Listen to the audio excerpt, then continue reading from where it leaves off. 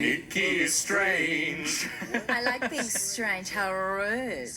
I wanted to talk to you a few different things. Bit of a whinge, bit of a social analysis. People are strange. Bumped up to segment 2. Thanks for that, Pete.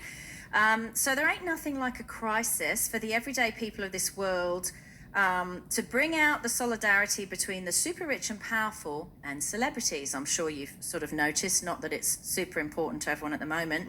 Not piddling soap stars like me. I'm talking about major motion picture stars, and I'll try and break it down a little bit for you as I see it, again, in my opinion.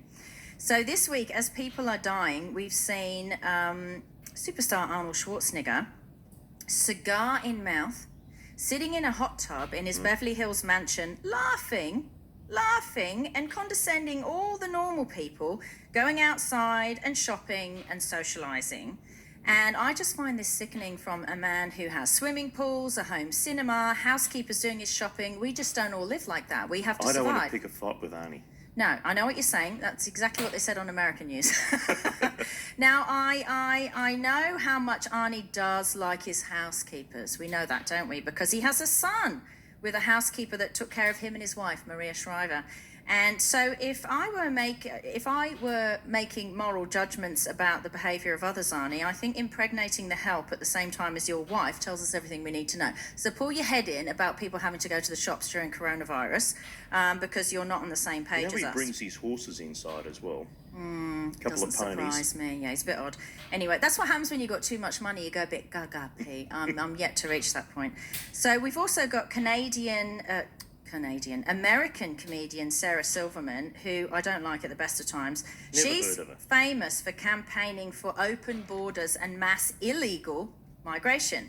And this week she was one of a few celebrities singing John Lennon's Imagine for a video that was released onto YouTube. And she was singing it at her front door because she was too afraid to go outside. I'm sorry, Sarah. What happened? 6 weeks ago, you were ready to give out hugs to the world's migrant population. Where are your balls now? Did you leave them somewhere, honey? Because now you're too afraid to go outside, right? With all the germs that are coming in. Never heard of her. Because these so-called celebrities that the masses, God knows why, seem to bow down to and listen to on a daily basis, they're playing you. It's a financial game where they win and they take your money and you lose. And they win by playing on your conscience and your good nature in something called virtue signaling. It's the look at me, I care so much about you poor people scenario, okay? So let me get one thing straight for you while you're busy listening to these celebrities during this crisis. They don't care about you. These celebrities are mouthpieces for very, very powerful people in the entertainment industry, people who also virtue signal and talk a good game, but in reality, you guessed it, they don't care, they just want the money. And that's the difference between you and them, is that they sleep just fine taking your money and you wouldn't.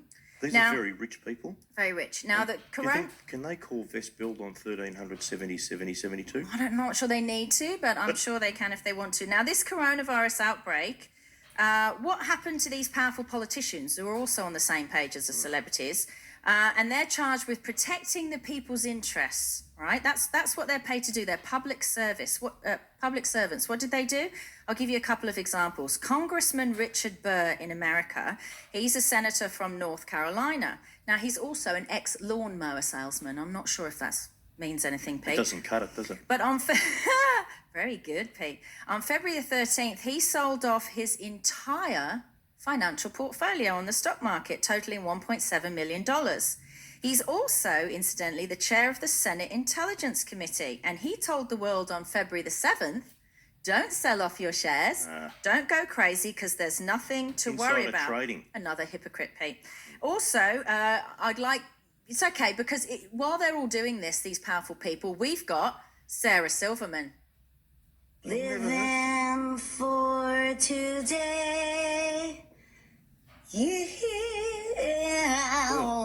So this should calm all us idiots down, right? Terrible. We've got Sarah Silverman singing at her front door. We don't need to worry about the fact that financially we're going down the toilet. She'll never make it as a singer. There have also been major financial sell-offs by Dianne Feinstein, United States Senator, Kelly Loeffler, United States Senator, James Inhofe, United States Senator, And it's illegal for them to do that because they're lawmakers in the Senate. So it's illegal for them to use insider trading information, which they did. All good, though, because they told the world not to do that. And we've got Sarah Silverman singing to us. Living for today.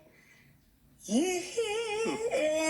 Now, normally, of course, there wouldn't be an opportunity for us regular folks to get shafted even this badly by those in power, because normal people save and plan and build.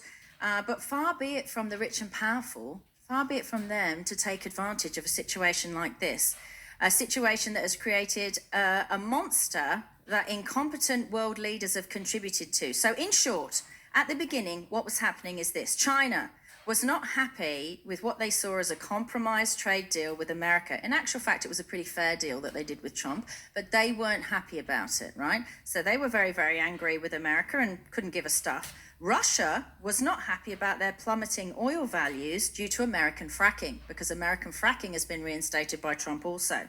And so here we have these two foes suddenly sharing information, okay?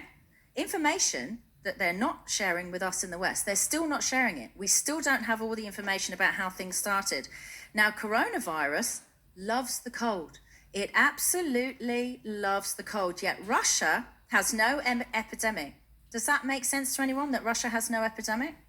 I don't know what's happening there. And will somebody please tell me why large swathes of the leftist media are carrying water for China? We're not allowed to call it the Chinese flu. There are in the press room at the White House, we've got journalists, leftist journalists, standing up saying, "Please don't call it the Chinese flu." I've heard Trump come back at them and saying, "Well, it's from China. That's why I called it the Chinese virus." And the other stuff that's going on, why are governments, Pete, tell me this, why are governments prepared to offer huge bailouts to airlines, which are greedy corporate businesses who overcharge and treat passengers like cattle? Okay, and not bailouts to, say, people like drought-stricken farmers. Yep.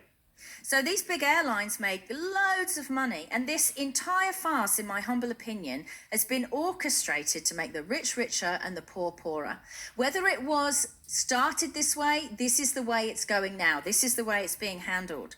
So they're telling us, go and claim your emergency unemployment benefit, even if you're self-employed. Go and claim your emergency benefit, or they're saying it will just turn up in your account. And they're talking about $600, Pete, not stuff that actually pays the bills.